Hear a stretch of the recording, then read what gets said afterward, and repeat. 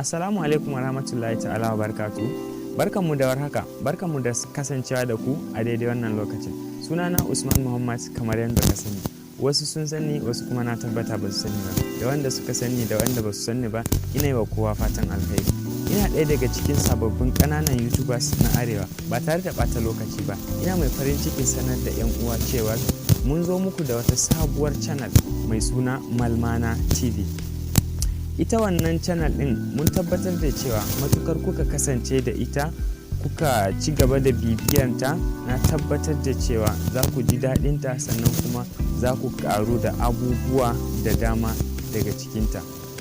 Ita wannan channel ɗin me da me ta kunsa, ko ku in ce me da me ta kawo a daidai wannan lokacin. Sanin kanku ne cewar kowa da kowa ya tabbatar da cewa yanzu muna wani zamani ne da muke ciki, wanda Allah ya kawo mu zamani ne na fasaha da kuma yanda ilimin technology ya yawaita a duniya. Kowa ya san da wannan.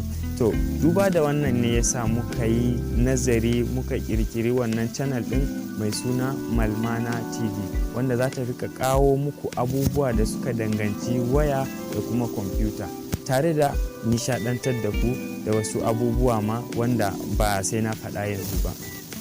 Abin da muke so da ku shine, dan Allah muna roƙon ku da ku taimaka ku shiga cikin YouTube a cikin wayoyinku, ku danna alamar nema, sannan ku rubuta Malmana TV. Kai tsaye wayoyinku za su kawo muku wannan channel ɗin.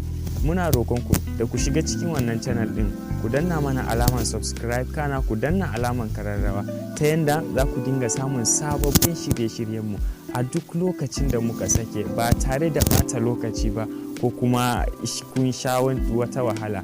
Sannan kuma muna mai farin cikin sanar da ku cewa har yanzu akwai abubuwa na musamman da muka taho muku da shi a cikin wannan channel din.